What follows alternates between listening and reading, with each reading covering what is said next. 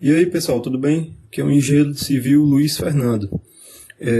No vídeo de hoje eu vou mostrar como é que funciona a questão da EAP associada ao planejamento em BIM, certo? Então como é que eu vou organizar isso nos softwares, né? O Revit, por exemplo, Navisworks e tudo, como é que eu vou conseguir fazer isso? E o primeiro passo é ter essa ideia de EAP. Eu já até falei em outros vídeos, muita gente acabou comentando e tal, e solicitando que eu mostrasse um pouco essa questão do planejamento, né? Porque eu já mostrei a questão dos códigos, que eu até utilizei no meu TCC. E eu vou acabar mostrando aqui a minha EAP, inclusive ela está aqui. Mas com calma eu vou chegar nela.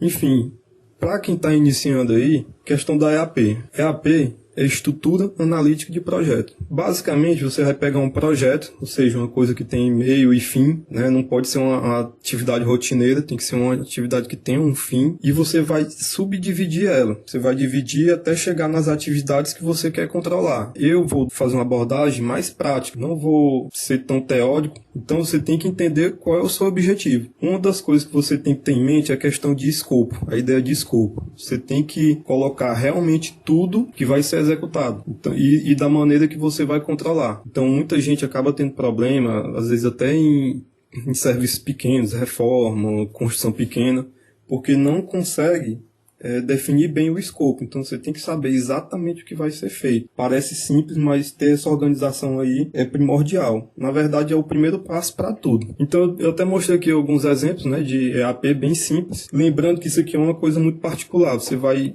dividir EAP da forma que você quer controlar. Por isso ela é muito importante. Eu vou dar bem aqui dois exemplos. Eu fiz aqui no PowerPoint para ficar bem fácil de entender. Então, peguei um exemplo aqui de uma pequena construção, de uma casa. Então, eu posso dividir.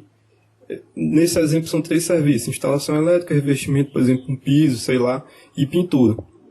Eu posso fazer dessa forma em que a casa não tem subdivisão de cômodos, né? Então eu vou fazer a instalação elétrica da casa, fazer o revestimento da casa e a pintura da casa. Isso é a forma de controlar. É lógico que na prática não vai ser assim. Você vai fazer primeiro um quarto, depois o outro, a sala, definir as equipes e tal, cada um, certo? Mas eu quero controlar dessa forma. Então, para serviços mais complexos, pode ser que seja interessante. Por exemplo, imagina aí um prédio de 25 pavimentos. Pode ser que controlar por cômodos fique muito complicado. Lembrando que essa questão aqui de planejar essa EAP e tudo, vai depender da forma que você quer controlar o serviço. Então tem que ver, você tem que ter em mente que controlar demais é ruim e controlar de menos também é ruim. E também tem essa forma aqui, que é separando por cômodos. Então eu vou ter instalação elétrica de cada cômodo, o revestimento de cada cômodo e a pintura de cada cômodo. Isso aqui, essa ideia simples, é primordial para o entendimento da modelagem, por exemplo, no Revit. E principalmente a codificação, o controle dessa informação. Nesse exemplo, eu vou fazer uma atividade de cada vez em cada cômodo. Então, separando aqui, instalação elétrica. Eu fiz o primeiro quarto, o segundo quarto, depois na sala. Revestimento. Nesse caso, o revestimento já começaria no tempo 2, né? Primeiro quarto, segundo quarto e sala. E a pintura já iria iniciar somente no tempo 3. Primeiro quarto, segundo quarto. E no tempo 5, que eu não coloquei aqui, seria executada a sala. Então você tem que ter esse planejamento aí. Entender de que forma é melhor esse controle. Então isso aqui vai depender também da questão das equipes.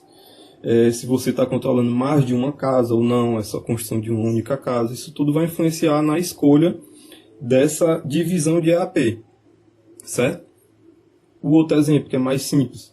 Eu vou pegar a casa como um todo. Então, terminei a instalação elétrica dela toda, terminei o revestimento dela toda, terminei a pintura da casa toda, certo? Então, aqui, essa parte, a gente vai começar a entender melhor como fica essa questão da codificação e da modelagem. Como é que eu vou controlar isso, certo?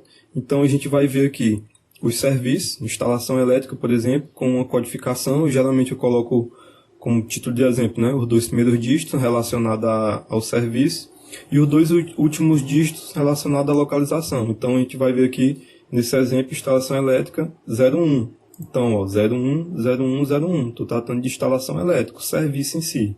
Pronto. Revestimento 02 e pintura 03. Vocês vão ver aqui.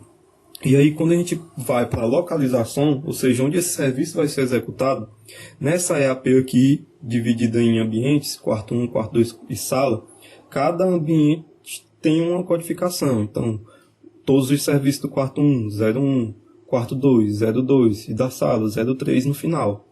Então, isso aqui, para a questão do planejamento, da modelagem, da inserção de informação no modelo BIM, é muito importante, porque aqui eu vou entender que essa instalação elétrica aqui é diferente dessa, certo? Então, nessa eu vou ter uma codificação e nessa eu vou ter outra, porque elas vão ser, eu digo isso para planejamento, porque elas vão ser executadas em momentos diferentes, talvez até por equipes diferentes. Quanto à questão de orçamento, isso aí já é um pouco diferente, porque no caso de orçamento, já seria a mesma coisa, instalação elétrica aqui, no quarto 2 ou na sala seria a mesma coisa, então não teria necessariamente essa divisão de codificação, mas aqui a gente está trabalhando mais a questão de EAP e planejamento. E nesse caso aqui, do segundo exemplo de EAP, da casa em si, feita a instalação elétrica inteira, certo? Eu vou controlar dessa forma, então eu vou ter a instalação elétrica no meu planejamento feito como se fosse por inteiro. É lógico, lembrando, que na prática acaba tendo essa divisão de ambientes e tudo, mas o meu controle fica dessa forma, certo? Eu vou mostrar aqui para vocês como é que eu fiz uma ideia aqui de EAP, certo?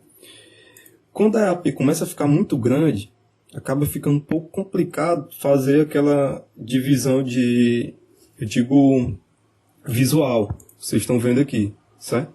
É bom para vocês terem uma ideia, mas aqui como eu já visualizo, então eu prefiro fazer na planilha Excel.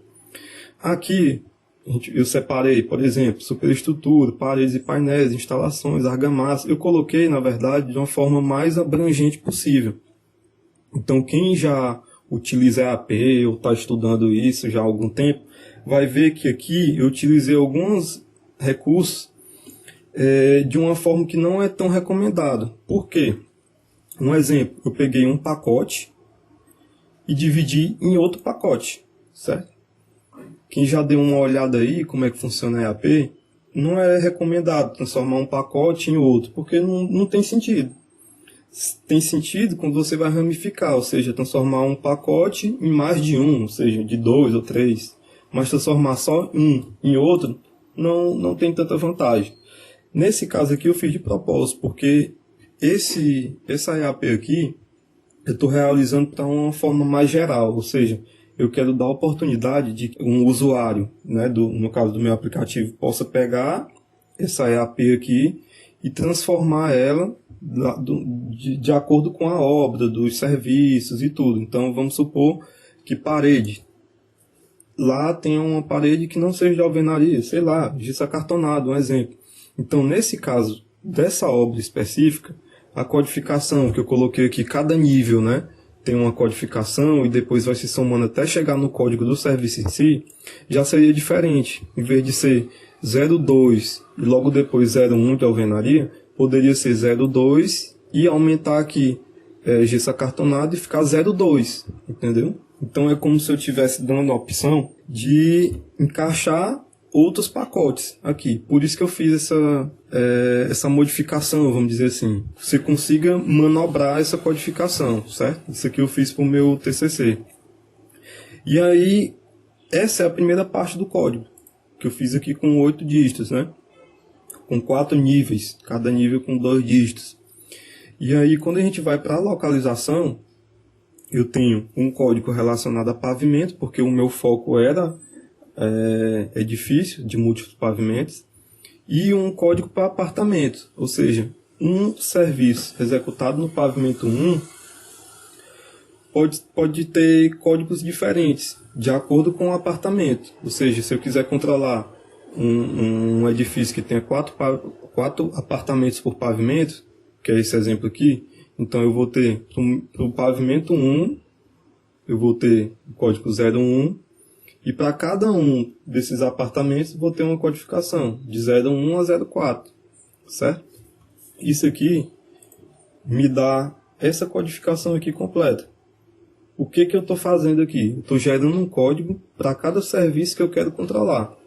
Aí vocês vão ter essa questão aqui da EAP, né? Pô, peguei a estrutura e coloquei ela feita por completo. Pois é como eu falei.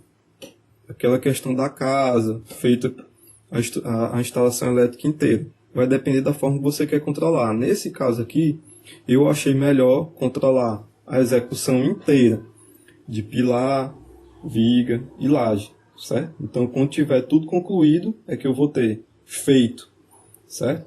E mais do que isso, para esse exemplo específico, é o pavimento inteiro. Então, nem vou controlar a estrutura de cada apartamento. Eu vou controlar do pavimento inteiro.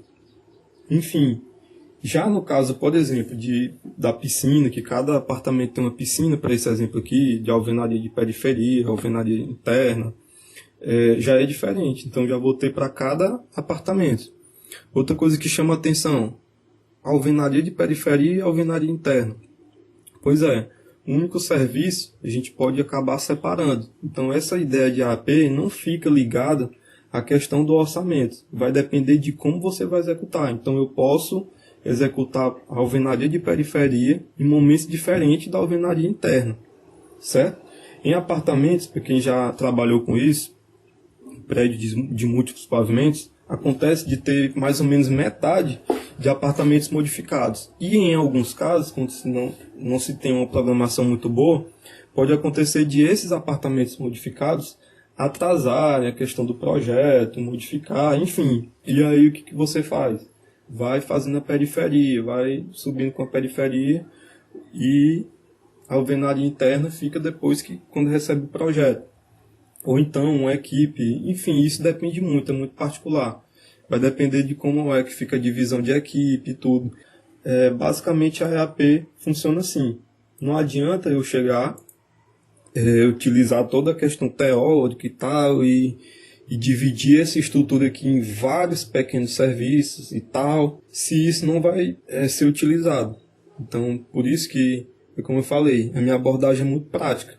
É muito voltado para a obra, o que a gente vai fazer em obra, o que a gente vai precisar. E às vezes fazer a EAP de forma bastante teórica pode acabar deixando ela inutilizável. Por isso que é bom ter essa ideia e saber utilizar cada recurso da melhor forma. Então é isso aí. Eu tenho aqui toda a codificação e quando eu for modelar a minha estrutura, então eu vou ter pilar, laje, viga desse pavimento aqui, eu vou colocar a codificação correta, certo? E assim para todos os serviços.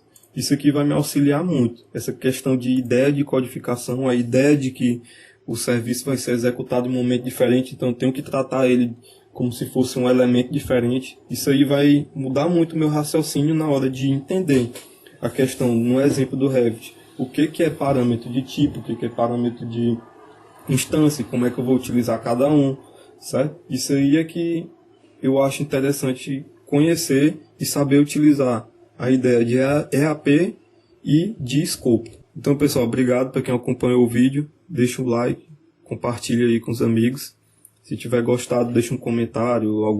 Alguma dúvida também pode deixar um comentário. Se não tiver gostado, deixa um comentário aí. Diz o que eu posso melhorar. Valeu!